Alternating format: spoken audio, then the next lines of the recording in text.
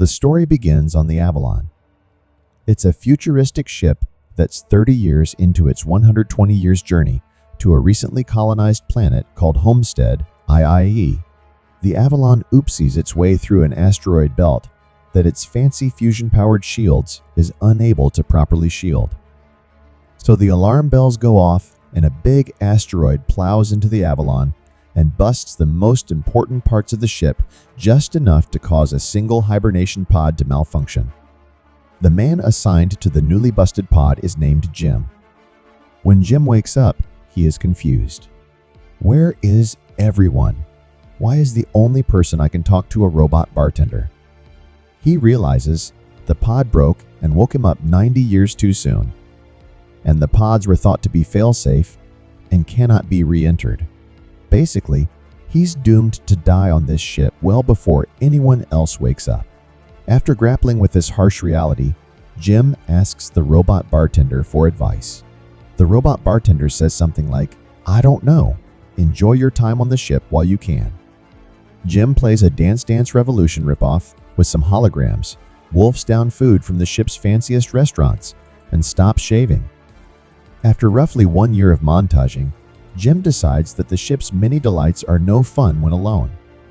So, he wanders into the spacewalk chamber and contemplates having a little less conversation and a little more suicide. Unable to push a button that opens a hatch that would suck him out into space, Jim returns to the room filled with hibernation pods, trips on an empty liquor bottle, and falls at the foot of a pod inhabited by a woman named Aurora. After looking Aurora up in the passenger log, watching some videos of her explaining why she's traveling to Homestead, and reading everything she's ever written, Jim decides to break her hibernation pod so he won't be lonely. He then decides not to. But then he gets thinking again and thinks, damn it, I'll wake her up and tell her it was an accident. He carelessly tells the robot bartender his plan and asks him to keep it a secret. So off Jim goes to Aurora's pod. He twists a Phillips head, crosses a few crossed wires, and ZAP. She's awake. Jim wokely allows Aurora to navigate through all 7 stages of grief before asking her on a date. Aurora, unaware that Jim is actually a stalker who ruined her life so that he won't be alone, is charmed by his restraint. After one montage of their first dates, Jim is ready to propose. So he wanders into the part of the ship where the precious metals are stored and forges an ugly engagement ring.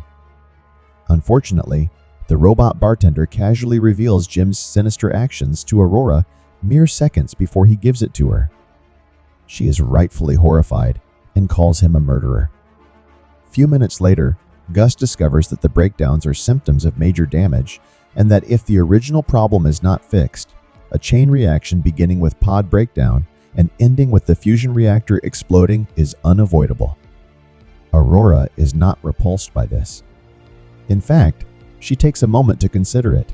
But before she can fully forgive the man who ostensibly murdered her, Gus dies, leaving Jim and Aurora alone to fix the ship themselves.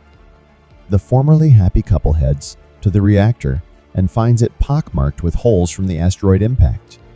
After sealing a few up, they discover the major problem, which has something to do with the reactor core. Jim and Aurora realize they must vent some heat and will need to be popped open from the outside. Jim takes the lead.